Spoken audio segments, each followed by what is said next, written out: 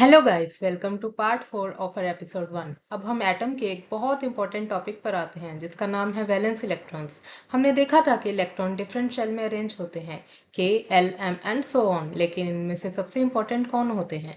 The electrons present in the outermost shell are called valence electrons. For example, अगर किसी atom के outermost shell में एक electron है तो उसका वैलेंस इलेक्ट्रॉन नंबर 1 होगा, और अगर outermost shell में 7 इलेक्ट्रॉन्स होंगे तो उसके 7 वैलेंस इलेक्ट्रॉन्स होंगे। अब इंटरेस्टिंग बात यह है कि इलेक्ट्रॉन्स एटम के बिहेवियर को स्ट्रांगली इन्फ्लुएंस करते हैं। व्हाई? बिकॉज जब एटम्स दूसरे एटम्स के साथ इंटरेक्ट करते हैं, केमिकल रिएक्शंस और बॉन्डिंग में मेनली आउटरमोस्ट इलेक्ट्रॉन्स इन्वॉल्व होते हैं। So you can think of valence electrons as the atom के इंटरेक्शन टीम। ये डिसाइड करने में इंपॉर्टेंट रोल प्ले करते हैं कि एटम इलेक्ट्रॉन्स को गेन करेगा, लूज करेगा या शेयर करेगा। For the first 18 elements, generally 1 से 8 के बीच वैलेंस इलेक्ट्रॉन्स होते हैं, लेकिन एक इंटरेस्टिंग एक्सेप्शन है, हीलियम। हीलियम के आउटरमोस्ट शेल में सिर्फ 2 इलेक्ट्रॉन्स होते हैं और वो ऑलरेडी स्टेबल है। अब पीरियोडिक टेबल में एक ब्यूटीफुल पैटर्न भी मिलता है। सेम ग्रुप में जो एलिमेंट होते हैं उनके वैलेंस इलेक्ट्रॉन सेम होते हैं।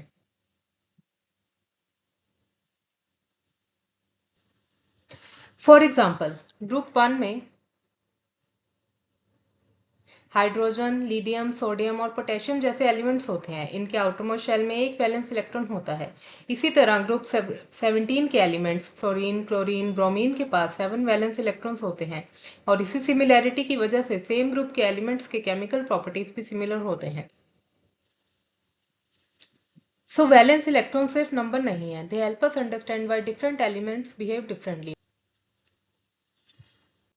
अब हम एक ऐसे नंबर पर आते हैं जो हर एलिमेंट की आइडेंटिटी डिसाइड करता है, एटॉमिक नंबर। एटॉमिक नंबर को Z से रिप्रेजेंट किया जाता है।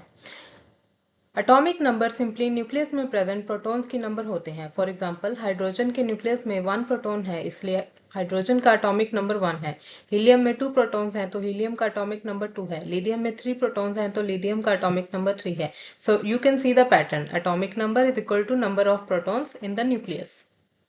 और ये नंबर है एलिमेंट के लिए यूनिक होता है। In a neutral atom protons और इलेक्ट्रॉन्स की नंबर इक्वल होती है, इसलिए न्यूट्रल एटम के लिए atomic number is equal to number of protons is equal to number of electrons.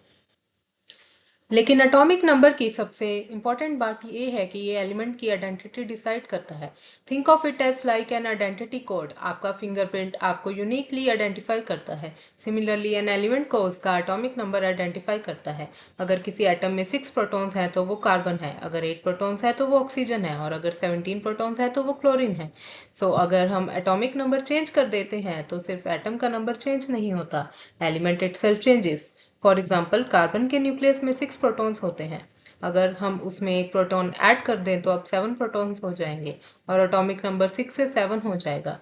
Carbon is gone as that element. अब एक इंटरेस्टिंग क्वेश्चन, कार्बन 12 और कार्बन 14 दोनों कार्बन है। वाई? बिकॉज दोनों के पास 6 प्रोटॉन्स हैं। उनका एटॉमिक नंबर सेम है, Z इज इक्वल टू 6, लेकिन उनके मास नंबर्स डिफरेंट है बिकॉज उनके न्यूट्रॉन्स का नंबर डिफरेंट है। So remember this very carefully. Atomic number tells us which element it is.